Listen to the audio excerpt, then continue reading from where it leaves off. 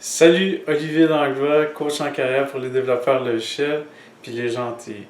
Les 2-3 prochaines vidéos que je vais faire, ils vont avoir une saveur plus technique parce que je suis en train d'améliorer mon réseau Wi-Fi à la maison. Donc, je vais partager les problèmes que je rencontre puis les solutions que je trouve. En fait, le premier sujet, c'est le sujet de cette vidéo aussi, c'est ce sympathique, charmant appareil qui est un point d'accès Wi-Fi de la compagnie Amp Wireless. C'est deux antennes d'une puissance de 600 mW chacun. En fait, la raison pourquoi je m'étais procuré ça, c'était pour avoir une meilleure couverture Wi-Fi chez moi.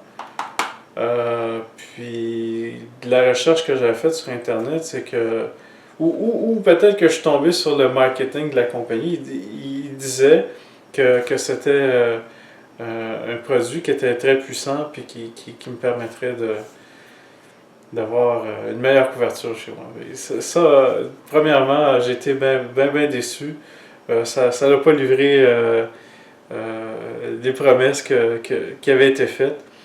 Je peux pas dire que la couverture est pire, mais elle n'est pas meilleure que ce que j'ai déjà essayé. Donc je dirais que la couverture est plutôt ordinaire.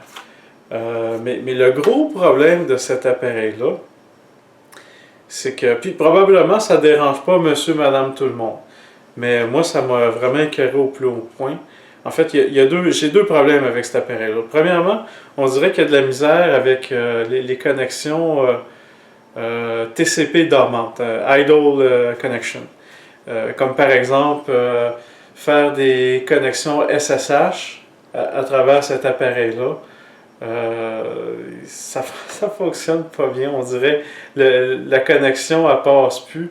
Si, mettons, après, tu laisses la connexion dormir pendant, je sais pas, 5 minutes. Ça c'est premier irritant. Mais l'irritant majeur de cet appareil-là, c'est qu'il ne laisse pas passer les paquets multicast.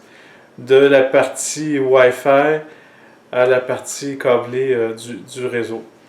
Ça, c'est un irritant majeur. Est-ce que moi, là, j'ai une face de gars, tu sais, que ça ne dérange pas de ne pas avoir de multicast? Ça m'écoeure au plus haut point. Parce que, en fait, l'usage que moi je fais du multicast, il y en a plusieurs. Ça pourrait être du streaming multicast.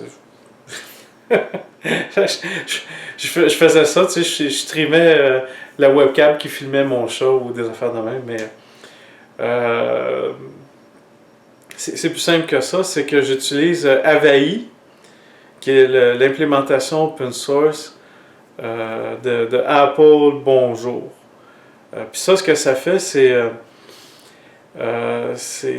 pour être capable d'accéder à différentes machines sur le réseau.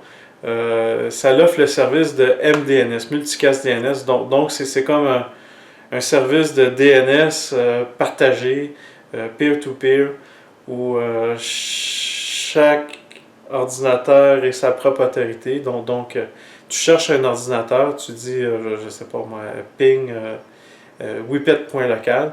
Ben, là, le système MDNS, il va dire c'est qui ça? Puis il va passer par le multicast. Donc j'avais un problème parce que mes ordinateurs Wi-Fi n'étaient pas capables d'accéder à un file server que j'ai chez moi, hein, en utilisant MDNS. Effectivement, j'aurais pu rajouter une entrée dans Host, mais bon. fait, à mon avis, en 2016, c'est inacceptable. Un produit, un access point Wi-Fi qui me fonctionne pas bien.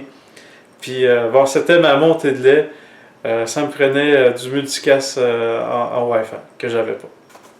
Donc, je recommande pas ce produit-là, pour ces raisons. Peut-être ça serait un beau cadeau à faire à sa mère ou à son grand-père. Mais pour un développeur logiciel ou un enthousiaste technologique, ça fait vraiment pas la job. J'ai été déçu de ce produit-là.